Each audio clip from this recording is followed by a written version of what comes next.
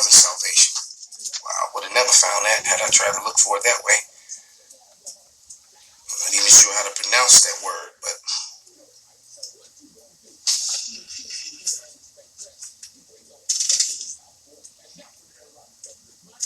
I do remember finding it. It was completely the Lord that led me to that.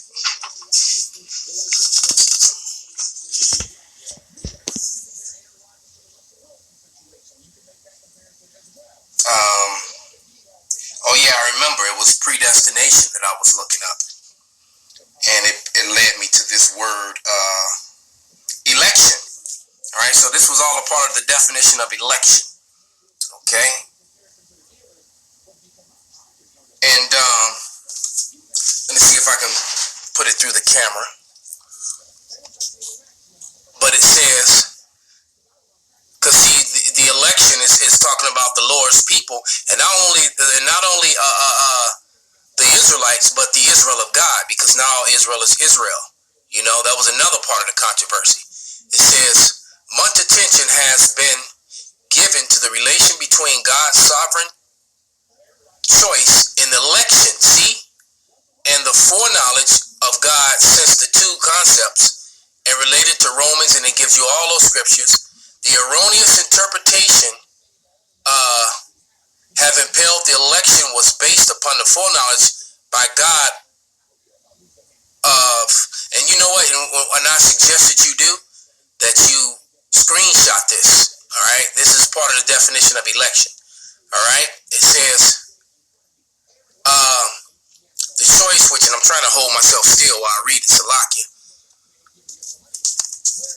Let me do it like this. Let me, because I want you to be able to read it. Well, you know what? Screenshot it, and then I'm going to pull it back and read it. All right? And it reads, then you can go back and double check it.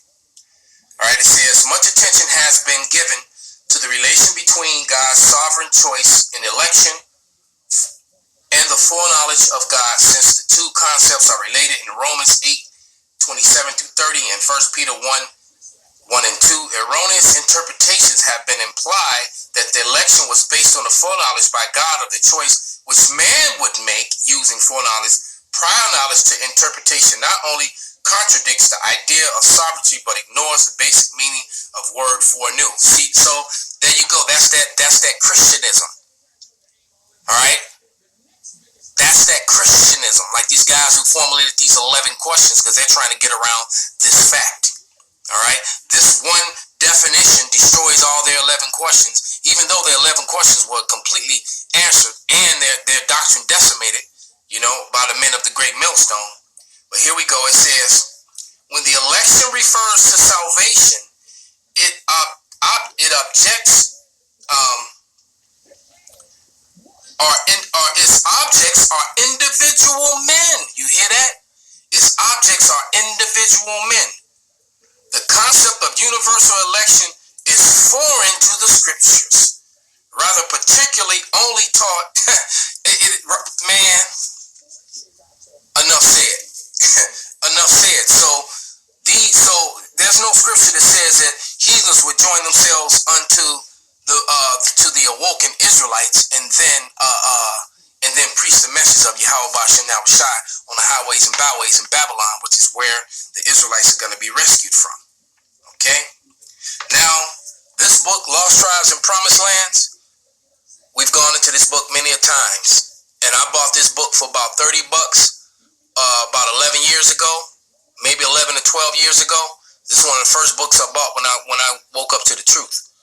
All right? So, yeah, this is about 11, 12 years ago, and I'm 13 years in now. All right? So now, this book right here now goes for brand new about 10 grand, hardback. Look it up. Why? Because it's information here that they do not want you to know. The evidence is overwhelming that the so-called tribes of the Americas were Israelites. And I'm just going to read one of my favorite portions of the book, all right? And this is on page 364 and 365, all right? All right, and then, never mind. I was getting ahead of myself. because I was going to say, you got to remember too that in the book of 2nd Ezra, the 13th chapter and the 40th verse, it gives you the total breakdown of how the so-called natives left the Middle East, all right, came down into the Indian Ocean, down between Africa and Madagascar, around the Horn of Africa and up into the Americas, into South America, and then they spread all over the islands in South America from that point. It gives you that breakdown, and Christopher Columbus knew that. That's why that's in this book right here that we've kept on the screen the entire time. This was in the Jewish Encyclopedia, 1867. But here on page 364, I'm going to read the bottom line, okay, and this top paragraph. All right, so it says, let's see if I can get it in frame.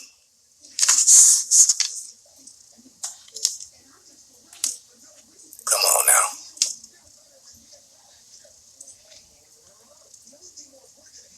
All right, now I don't want to act. Now it's acting up. Okay. I'll just read it. It says, Francisco told Montezuma's all he knew about these people for his traditions and his ancestors. To their eternal shame, had indeed made war on them and persecuted them.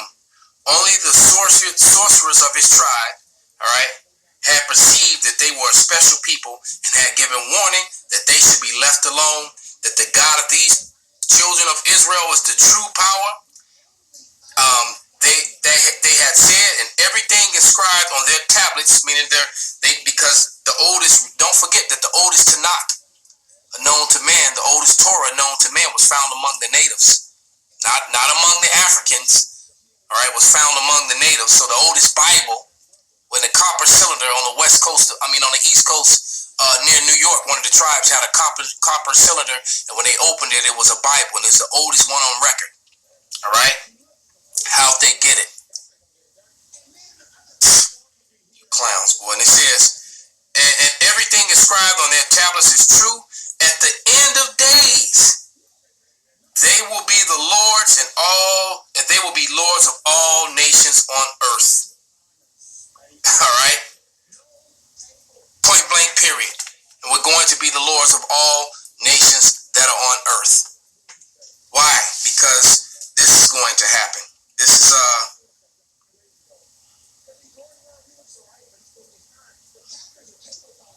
Revelation